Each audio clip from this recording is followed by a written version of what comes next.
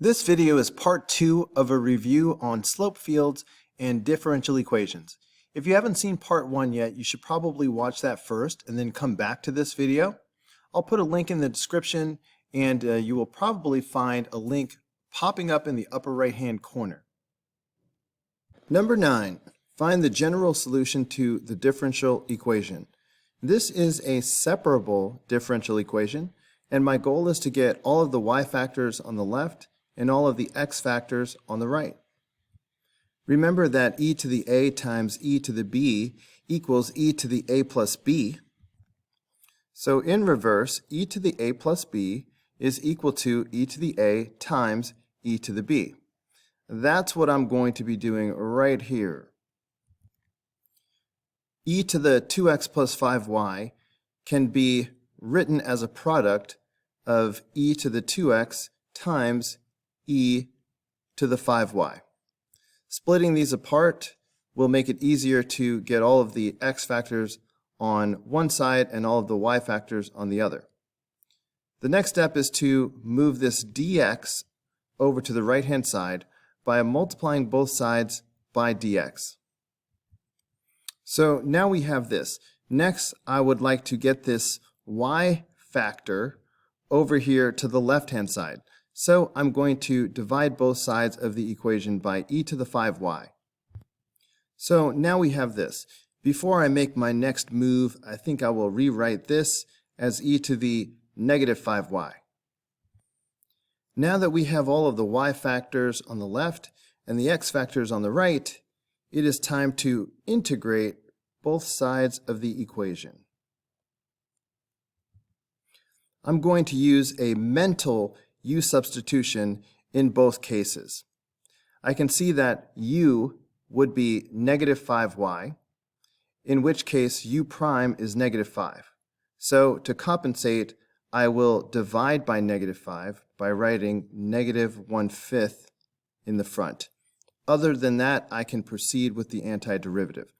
The antiderivative of e to the u is e to the u plus c, but I will save the plus c for the right-hand side of the equation. Similarly, I can see that on the right-hand side, u would be 2x. So u prime is 2. When the u prime is a constant, that's when I can do this mental u substitution, because all I need to do is divide by 2. So I'm going to have 3 over 2, and I proceed with the antiderivative.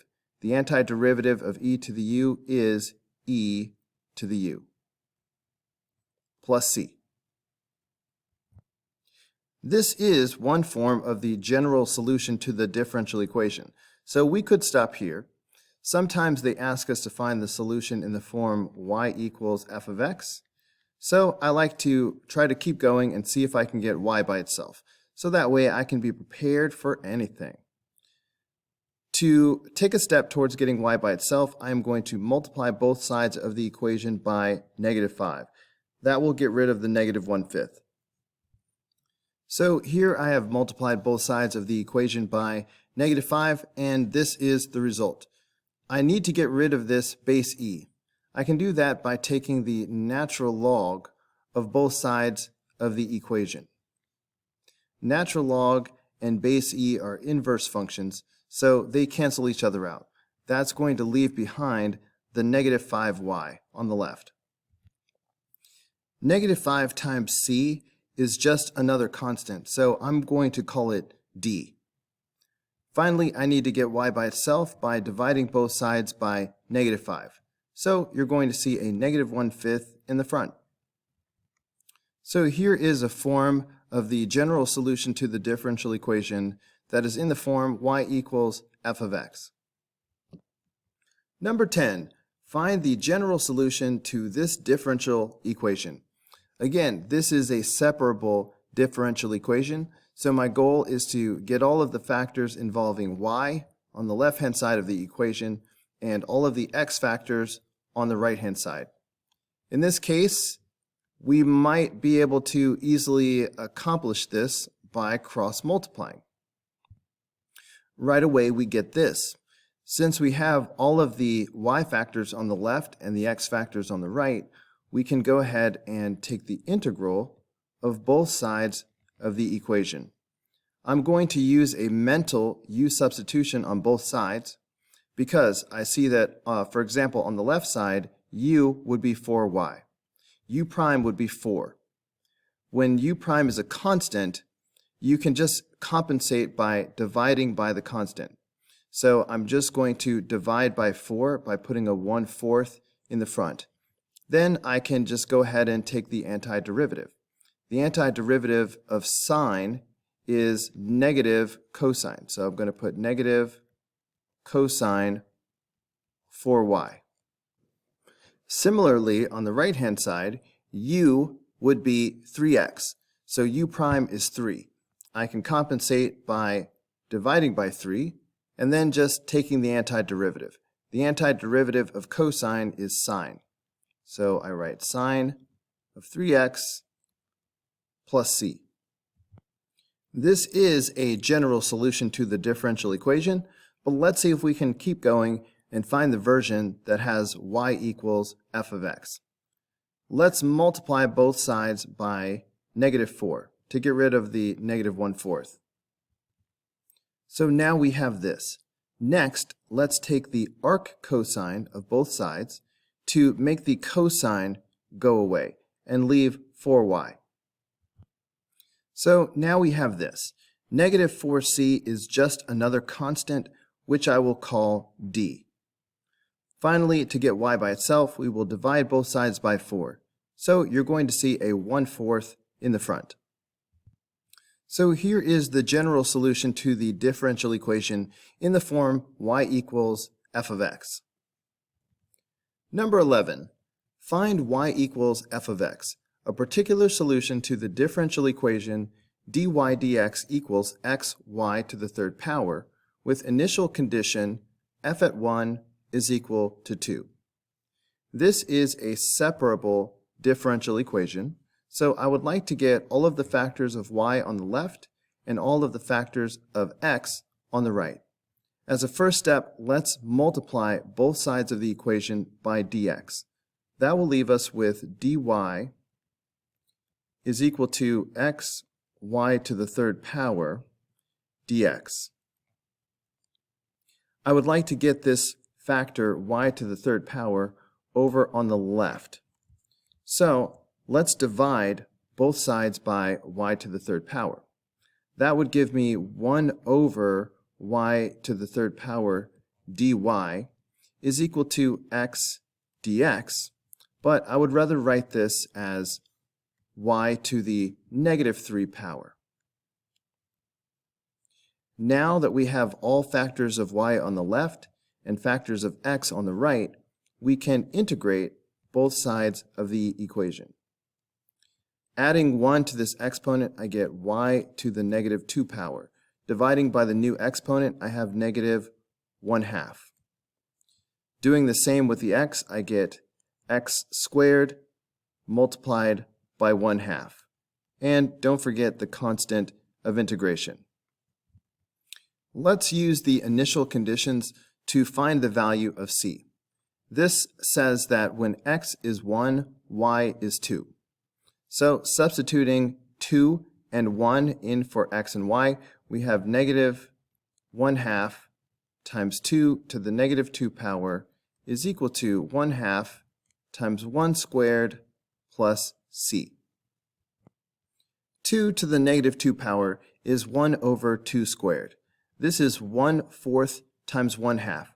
So I have negative 1/8 is equal to 1/2 plus c. Subtracting 1/2 from both sides, we have negative 1/8 minus 1/2 is equal to c. But 1/2 is the same as 4 over 8. So negative 1/8 minus 4/8 is negative 5/8.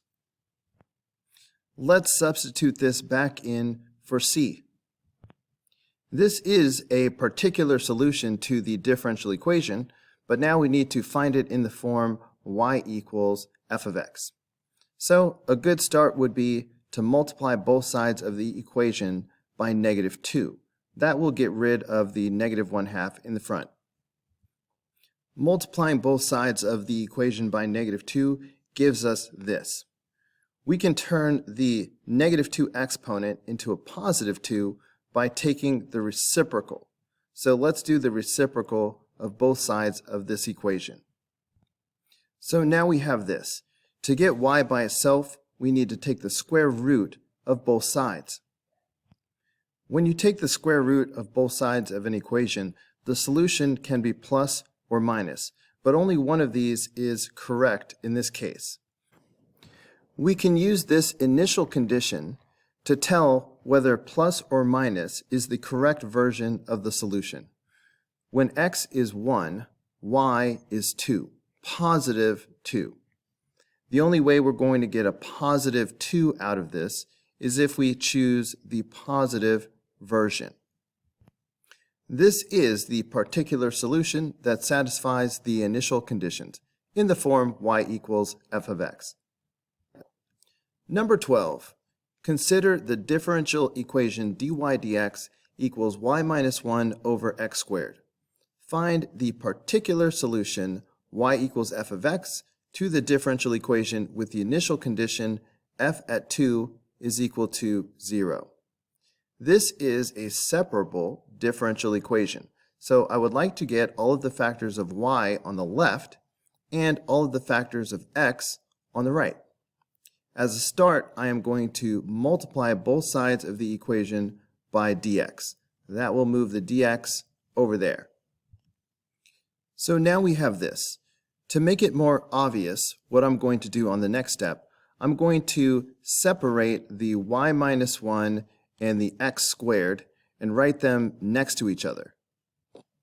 I think we will all agree that y minus 1 times 1 over x squared is the same thing as y minus 1 over x squared. But in this form, it's a little bit easier to see that if I want to move y minus 1 over here, I need to divide both sides by y minus 1. That's going to leave 1 over x squared on the right-hand side, and on the left, I'm going to have 1 over y minus 1. So now we have this, except I would rather write 1 over x squared as x to the -2 power. Now that we have the y's on the left and the x's on the right, we can integrate both sides of the equation. On the left side, this is going to be a mental u substitution. U is y minus 1. U prime would just be 1. So I don't even have to do anything to compensate. I can just go ahead and take the antiderivative of 1 over u. So we know the antiderivative of 1 over u is the natural log of the absolute value of u plus c, which I will put on the other side. Meanwhile, on the right side, I will increase the exponent by 1 and divide by the new exponent, plus c. Now let us use the initial condition to find the value of c. When x is 2, y is 0.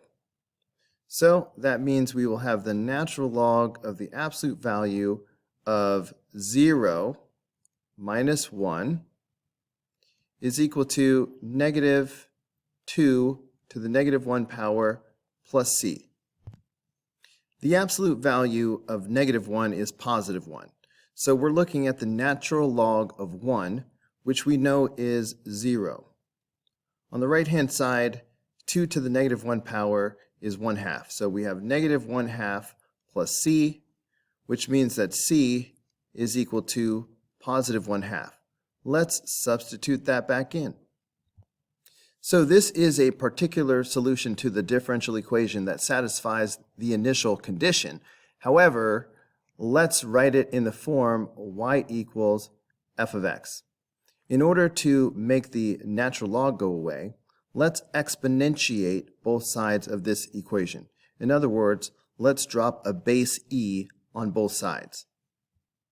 Base e and natural log are inverse functions, so they cancel each other out, and it leaves behind the absolute value of y minus 1. is equal to the rest of it. I think I will rather write this as negative 1 over x plus 1/2. When you are solving an equation and your variable is inside the absolute value, you can take your expression outside of the absolute value as long as on the other side of the equation you put a plus or minus. So I have plus or minus e to the negative 1 over x plus 1/2. So adding 1 to both sides of the equation, I get y is equal to 1 plus or minus e to the negative 1 over x plus 1/2. When you have a plus or minus like this, you need to realize that only one of these is actually correct. We need to use the initial conditions that we were given to figure out whether the plus or the minus is the right answer. The initial conditions say that f at 2 is equal to 0. In other words, when we plug in 2, we should get 0 as a result. So let's plug in 2 right here and see whether it is the plus or minus that will give us a result of 0. So for now, I'll just leave it as plus or minus. But we have 1 plus or minus e, and now we have negative 1/2 plus 1/2. So that is 0. So is it 1 plus e to the 0 that gives us 0? Or is it 1 minus e to the 0 that gives us 0? Well, we know that e to the 0 is 1. And it is 1 minus 1 that gives us 0. So we need the negative version. So this is the particular solution to the differential equation that satisfies the initial conditions in the form y equals f of x. Number 13, let v of t be the velocity in feet per second of a skydiver at time t seconds, t greater than or equal to 0. After her parachute opens, her velocity satisfies the differential equation dv dt equals negative 2v minus 32, with initial condition v at 0 equals negative 50. Part A. Use separation of variables to find an expression for v in terms of t, where t is measured in seconds. Just to get warmed up, I went ahead and factored out the GCF of negative 2. Separation of variables means that we want to get one variable on the left side of the equation and the other variable on the right-hand side. In this case, I'm going to get all of the factors of v on the left, and any factors of t I will put on the right. To that end, let's multiply both sides of the equation by dt. So this dt should end up over here. So now we have this. Since I want all of my v's on the left side of the equation, I need to somehow move the v plus 16 over to the left.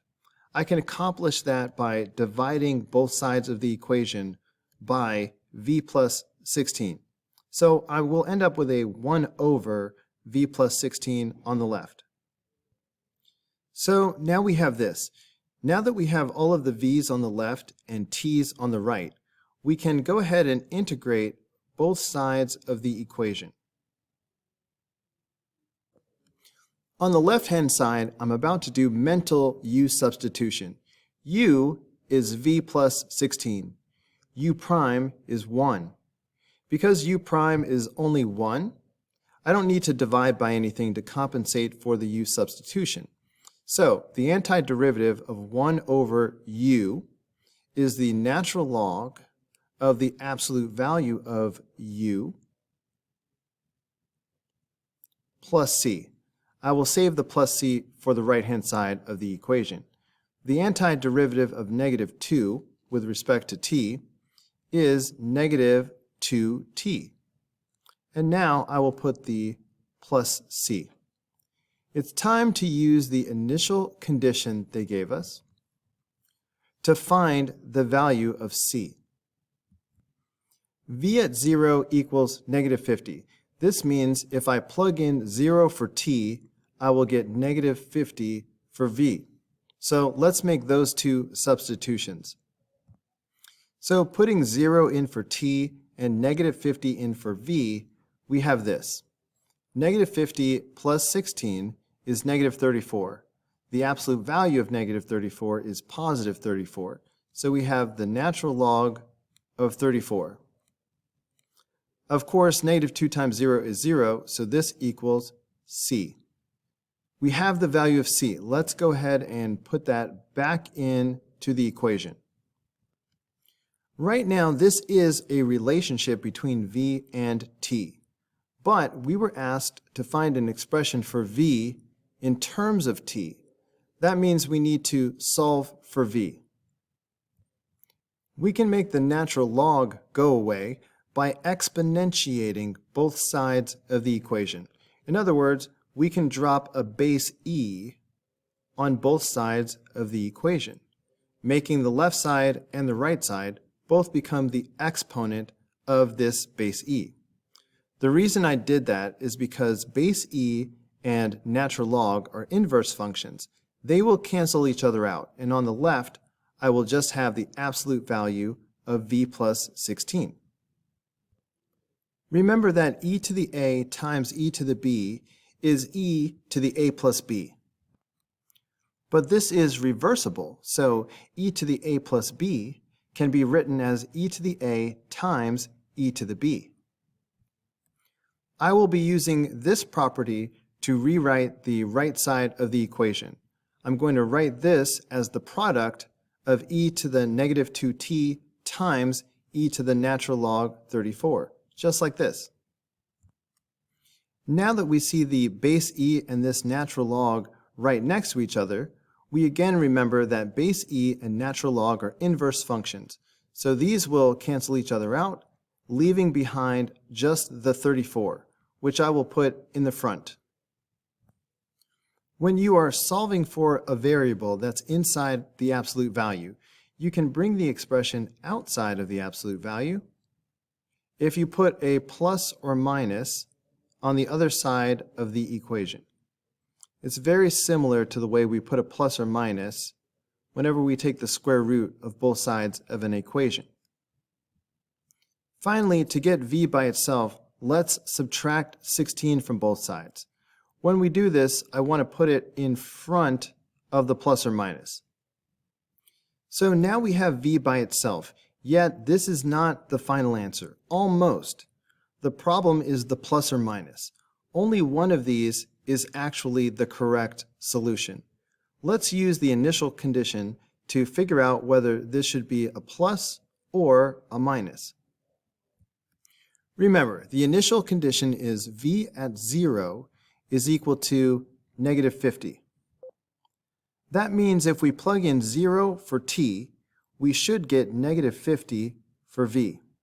Let's do that and analyze. We have to figure out whether the plus or the minus will cause this expression to equal negative 50. Of course, e to the 0 power is 1.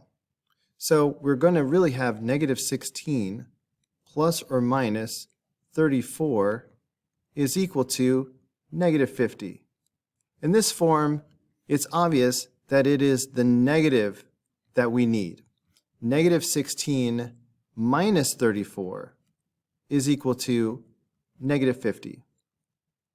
So we will use the version of the answer that has a negative in it.